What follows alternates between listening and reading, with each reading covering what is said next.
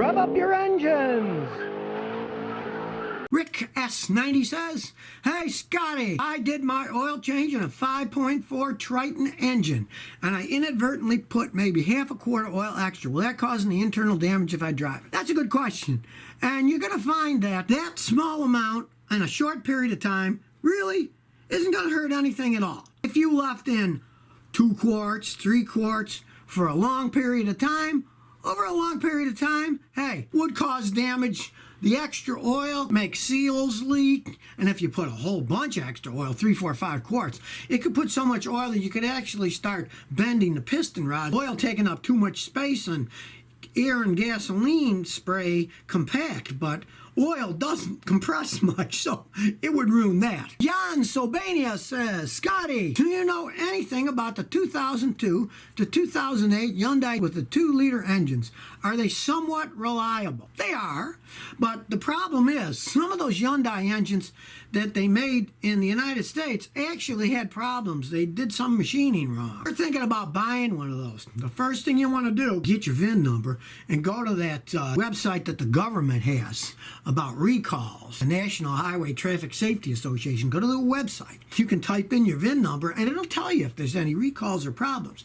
And if that's one of the engines that they had problems with, if it is, don't buy it, because they have had problems unless that engine's been replaced. They had to replace a lot of them for free. If it had been replaced and they have proof it was replaced, it'd be totally fine.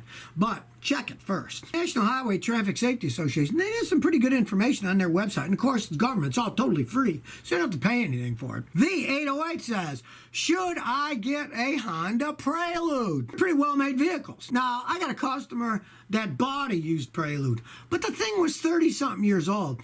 And by then, ooh, let me tell you, you don't want to be buying one that old generally. Everything starts to break. We're in Texas here, you got to have air conditioning. Well, guess what? According to Honda, all the air conditioning parts for his car were obsolete and they didn't make them anymore. So we had to either get used or remanufactured parts, and they kept breaking. They either didn't fit, they weren't good, or the remanufactured compressor would break. So if you're talking about a real old one, I wouldn't advise buying one, unless you're a mechanic and you want to keep working on it. If you're talking about a later fuel-injected one, sure. Just don't buy one that's got 300,000 miles on it, because it's pretty well worn out. You have to realize that, too. A lot of times the stuff will just flat wear out when they get to be really old. Larry Winter says, "I got a 2015 Malibu with 41,000 miles. Should I keep it?" You're in the twilight zone of cars. I don't like GM cars. They're very poorly made cars. But here's the thing.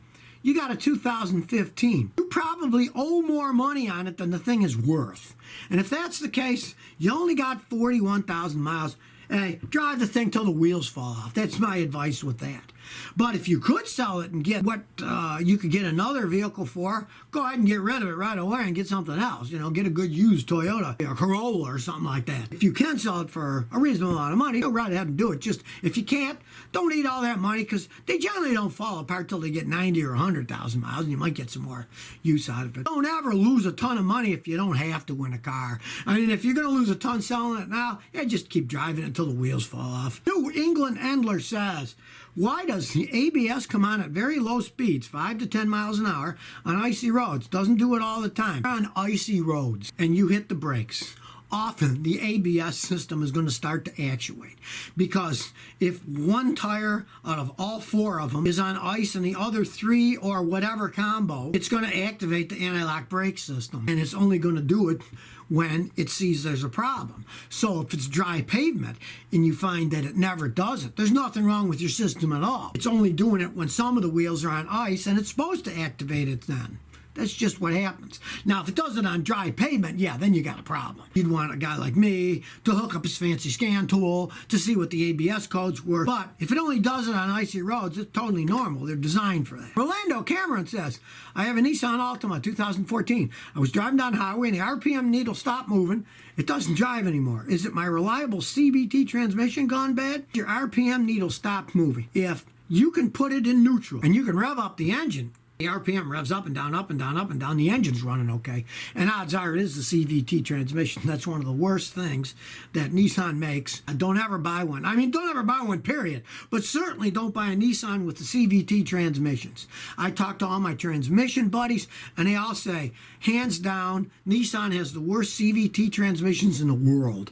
So I would not buy one. Hey, if yours is out, then you got to decide, do you want to put a bunch of money in and fix it, or you just want to get rid of the stupid thing and then buy a Toyota or Honda instead? So if you never want to miss another one of my new car repair videos, remember to ring that bell.